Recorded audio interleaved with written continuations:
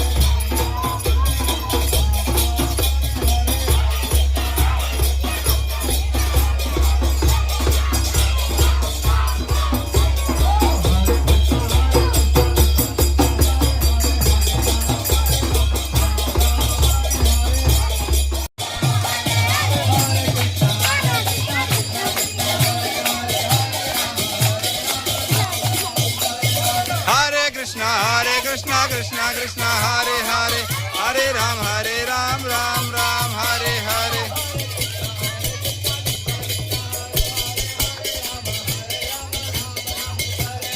Hare Krishna Krishna Krishna Hare Hare Ram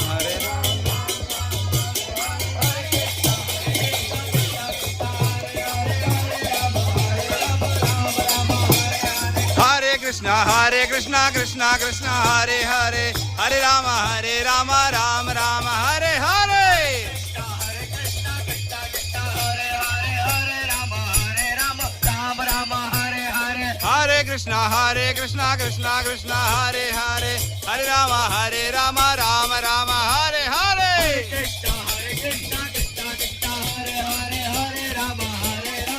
మనం ఇప్పుడు చేసాము. ఇప్పుడు భగవద్గీత గురించి తెలుసుకునేందుకు ప్రయత్నం చేద్దాం. 4వ అధ్యాయం 21వ శ్లోకం. యద్యదాచరతి శ్రేష్టః తత్త దేవేతరో జనః సయత్ ప్రమాణం కురుతే లోకస్త్ర అనువర్తతే. ఆచరణాత్మక నడవడి ద్వారా ఇప్పుడు మనకి సాధారణంగా మన దేశాధినేతలు, ఇప్పుడు ముఖ్యంగా అయితే మనం ఎవరిని చూసి నేర్చుకున్నామంటే క్రికెట్ ప్లేయర్స్, సినిమా స్టార్స్, దీన్ని చూసి నేర్చుకుంటాం అన్నమాట. ఎందుకంటే మనల్ని ఎవరిని మనం రోల్ మోడల్గా తీసుకోవాలి, మనం ఎవరిని ఆదర్శప్రాయంగా తీసుకోవాలి, మనం ఎవరిని అంటే మనం రోల్ మోడల్గా ఎవరిని ఉంచుకోవాలన్నటువంటి విషయం మనకు తెలియదు.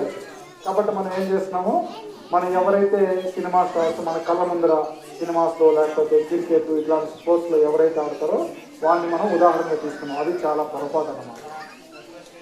మనం ఎవరిని ఉదాహరణగా తీసుకోవాలని చెప్పేసి అంటే ఉత్తమమైనటువంటి వారు, ఉత్తములంటే ఎవరు ఇక్కడ వివరిస్తున్నారు మా ప్రభుపాద వారి భాష్యంలో. ఎవరైతే సమాజంలో మంచి పొజిషన్స్లో ఉన్నారో, ఉదాహరణకి రాజకీయ నాయకులు, తల్లిదండ్రులు, ఉపాధ్యాయులు మరియు ఇతర సమాజంలో ఉన్నతమైనటువంటి స్థితిలో ఉన్నటువంటి వారు వాళ్ళకి దేనిపైన అవగాహన ఉండాలట? మన యొక్క భాగవత రామాయణ ధర్మాల వాళ్ళకి యొక్క శాస్త్రాలపైన అవగాహన ఉండాలట. అది ఉన్నటువంటి వాడే మనకి ఇది అధర్మము ఇది ధర్మం అనేటువంటి విషయాన్ని మనకి బోధించగలరు. ఓకే, సో ఇప్పుడు ఇప్పుడు ఉదాహరణ మనం తీసుకున్నాం అనుకోండి, దేవాది దేవుడు శ్రీకృష్ణ భగవాన్, ఆయన గురించి మీకు అందరికి తెలుసు. చిన్నప్పుడే ఆయన ఎన్నో అసమానమైనటువంటి కార్యాలు చేస్తారన్నమాట. పుట్టినటువంటి పురిడి పిల్లడు ఉన్నప్పటి నుంచి ఎంతో మంది రాక్షసులను సంహరించడము, ఎవరైతే సామాన్య మానవులకు వీలు కాదో అలాంటి పనులన్నీ చేస్తాడు ఆయన. అయినప్పటికీ ఆయన ఏం చేస్తాడు? గురువును ఆశ్రయిస్తాడు అన్నమాట. శ్రీకృష్ణుడి యొక్క గురువు గారి పేరు సాందీపని ముని. ఇప్పుడు నెక్స్ట్ తరాలు వచ్చేటువంటి వారు నన్ను చూసి నేర్చుకోవాలి కాబట్టి నేను ఒక ఉత్తమమైనటువంటి మానవుడు ఏ విధంగా ఉండాలో, గురువును ఆశ్రయించాలా లేదా, ఇట్లాంటి విషయాలన్నీ శ్రీకృష్ణ భగవానుడే మనకు నేర్పిస్తున్నారు అన్నమాట. ఆయన ఎంతో జ్ఞానం కలిగి ఉన్నప్పటికీ గురువు దగ్గరికి వెళ్ళాల్సినటువంటి అవసరం లేదు ఆయనకి. ఆయన సకల శాస్త్రాలు సకల జ్ఞానాలు వేదాలే చెప్పినటువంటి వాడు ఆయన, సాక్షాత్ బ్రహ్మదేవుడు.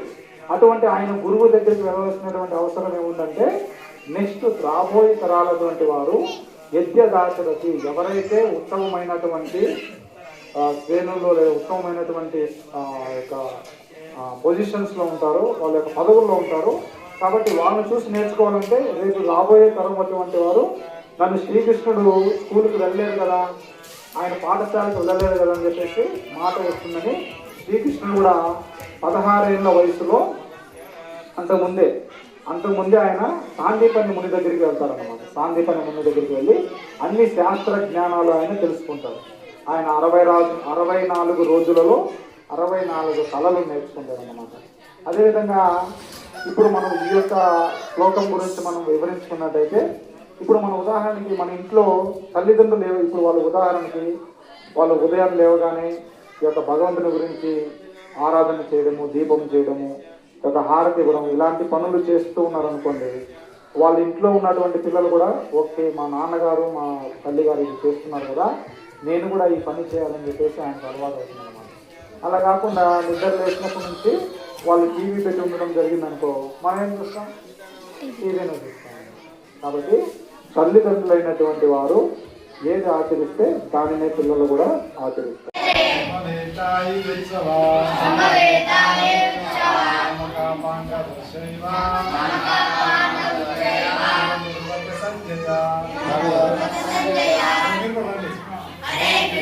జగద్గురు శ్రీల ప్రభుపాద కీ జై.